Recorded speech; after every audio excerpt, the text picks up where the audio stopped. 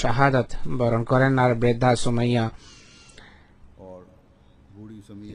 যিনি তখনও জীবিত ছিলেন, আবু জেহেল তার দিকে বর্ষা নিক্ষেপ করে, তার পেটের নিচের অংশে লাগে এবং সেখানেই ছটফট করে তিনি ইন্তেকাল করেন। তো এই জুলম এবং অত্যাচার রাসূলুল্লাহ সাল্লাল্লাহু আলাইহি ওয়াসাল্লামের মান্যকারীদের উপর করা হয়েছে যেন কেউ তার কাছে, মহানবীর কাছে আসার সাহস না দেখায়। কিন্তু এই জুলম এবং এই অত্যাচারের ফলে নেক প্রকৃতির মানুষের দৃষ্টি এদিকে আকৃষ্ট হয়েছে। এই ঈমানের সমৃদ্ধ হৃদয়ে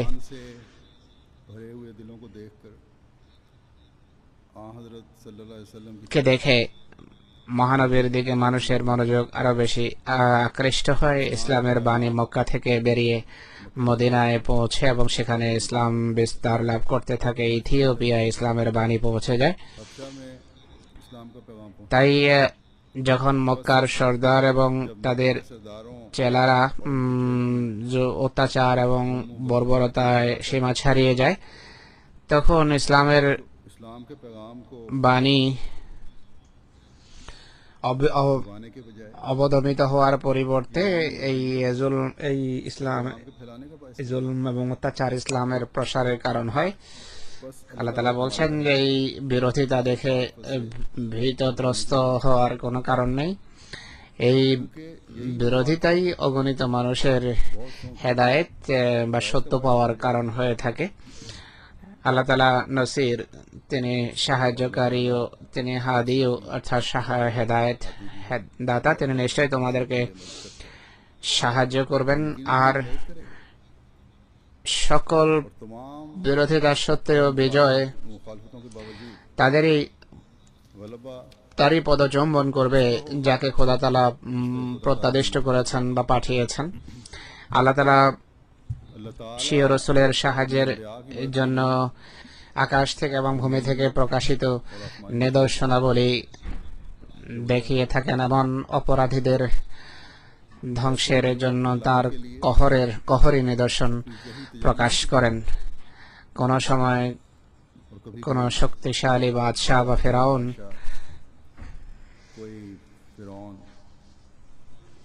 কোন রাষ্ট্রপ্রধান নবীর কাজে কখনো বাধা সৃষ্টি করতে পারেনি, বাদ সাধতে পারেনি, বরং বিরোধিতা উন্নতির পথকে সুগম করে। হযরত মসিহ মাউদ আলাইহিস সালাতু ওয়াস সালাম বলেন যে যেভাবে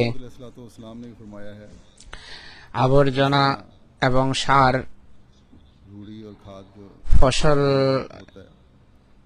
ফসলের উন্নত ফলনের কারণ হয়, একইভাবে এই নোংরা বিরোধিতা ও ঐশী জামাতের উন্নতির জন্য সার স্বরূপ। এই বিরোধিতাও অগণিত মানুষের হেদায়েত বা সত্য প্রাপ্তির কারণ হয়, সত্য লাভের কারণ হয়। তাই খোদার প্রিয়দের বিরোধিতা করা সকল যুগে অপরাধীদেরই বৈশিষ্ট্য। আর মসিহ মাউদের দাবির সময়ও খোদার এই চির সুন্নত প্রকাশিত হওয়ার ছিল এবং হয়েছে। এই ক্ষেত্রেও তারও বিরোধিতা হয়, তাকে হাসি ঠাট্টার লক্ষ্যে পরিণত করা হয়, তার মান্যকারীদেরকে বিভিন্ন সময়ে কষ্ট দেয়া হয় এবং দেয়া হয়েছে। নামধারী আলেমদের অন্ধ অনুকরণ করে মুসলমানরা আহমদীদের কে কষ্ট দেয়া ইসলাম সেবা মনে করেছে, কষ্ট দেয়াকে ইসলাম সেবা মনে করেছে। সূরা ফুরকানের এই আয়াতের পূর্ববর্তী আয়াতে আল্লাহ তাআলা বলেন যে ওয়াকালার রাসূলু ইয়া রাব্বি ইন্না কওমি ইত্তাখাযু হাযাল কুরআনা মাহজুরা। রাসূল বললেন বা রাসূল বলল যে হে আমার প্রভু, আমার জাতি এই কোরআনকে পিঠের পিছনে ছুঁড়ে ফেলেছে, অর্থাৎ অবজ্ঞা প্রদর্শন করেছে। এই আয়াতে যেখানে কাফেরদের কোরআন না মানার দিকে ইঙ্গিত। সেখানে এই যুগে অর্থাৎ মসিহ মওদের আবির্ভাবের যুগে, যে যুগে কোরআনের প্রকৃত শিক্ষার প্রতি তার আহ্বান করার কথা, কোরআনের শিক্ষাকে শিরোধার্য করার প্রতি মানুষকে ডাকার কথা, এদিকে এই আয়াতে ইশারা যে সে যুগে মুসলমানদের সংখ্যাগরিষ্ঠ শ্রেণী কোরআনের শিক্ষাকে ভুলে বসেছে। কিন্তু যুগ ইমাম যখন তাদেরকে ডাকেন যে আসো আমি তোমাদেরকে কোরআনী রহস্য এবং অন্তর্নিহিত তত্ত্ব সম্পর্কে অবহিত করব, যেন এই সুন্দর শিক্ষাকে তোমরা শিরোধার্য করে ইসলামী শিক্ষাকে পৃথিবীর প্রান্তে প্রান্তে পৌঁছাতে পারো, তখন তার বিরোধিতা করা হয়।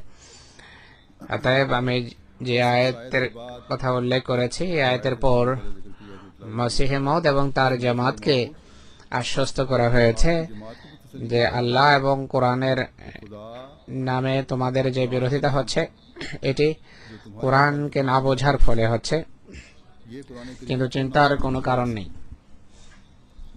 নবীদের সাথে এই ব্যবহারই হয়ে থাকে। আর আল্লাহ তাআলা হাদি বা হেদায়েত দাতা, তিনি অগণিত মানুষের হেদায়েতের বিধান করবেন এই ব্যবহারের ফলে। তিনি তোমাদের নসির এবং সাহায্যকারী, যারা অপরাধী, যারা নামধারী আলেম, যারা নেতা, ভ্রষ্ট নেতা, যারা সাধারণ মানুষকে বিরোধিতায় প্ররোচিত করে খেপিয়ে থাকে, তাদের হীন চেষ্টা কখনো সফল হবে না। আর নিঃসন্দেহে সফলতা মসিহ মওদের জামাতেরই লাভ হবে। অতএব এরা বিরোধিতা করুক বা যতটা পারে শক্তি প্রয়োগ করুক, এদের কোনো চেষ্টা কখনো সফল কাম হবে না। আর এই সমস্ত বিরোধিতা একদিন এই বিরোধীদের মুখেই ছুঁড়ে মারা হবে।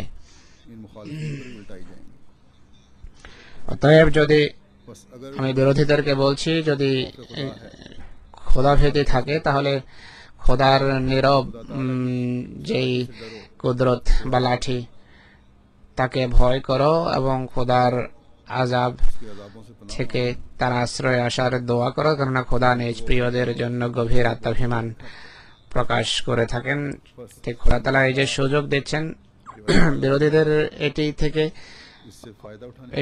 উপকৃত হওয়ার চেষ্টা করা উচিত। নামধারী আলেমদের পদাঙ্ক অনুসরণ করে নিজেদের ইহ এবং পরকালকে হুমকির মুখে ঠেলে দেওয়ার পরিবর্তে সে ব্যক্তির কথা শুনুন যিনি গভীর বেদনার সাথে বলেন যে এক ব্যক্তি পরম সহানুভূতি এবং সহমর্মিতার সাথে, আর শুধু সহানুভূতি নয় বরং খোদার নির্দেশ এবং ইশারায় এদিকে ডাকছে, তাকে কাজ্জাব এবং দাজ্জাল বলা হয়। এর তুলনায় করুণ অবস্থা আর কি হতে পারে মানুষের।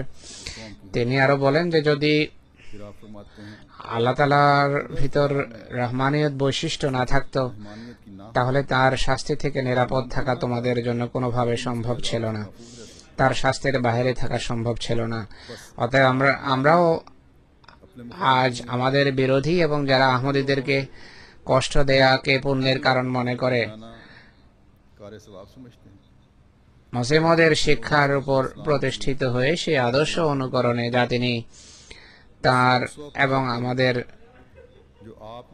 অনুসরণীয় নেতা মুহাম্মদ সাল্লাল্লাহু আলাইহি ওয়াসাল্লামের কাছ থেকে শিখেছেন, এবং বিরোধীদেরকে আমরা এটি বলবো যে তোমাদের সহমর্মিতা এবং সহানুভূতি আমাদের লক্ষ্য। তোমাদের করুণ অবস্থা, শোচনীয় অবস্থা আমাদেরকে উৎকণ্ঠিত করে। খোদাকে কোথায় এতটা অসন্তুষ্ট করো না যে যার ফলে ফিরে আসার রাস্তা বন্ধ হয়ে যেতে পারে।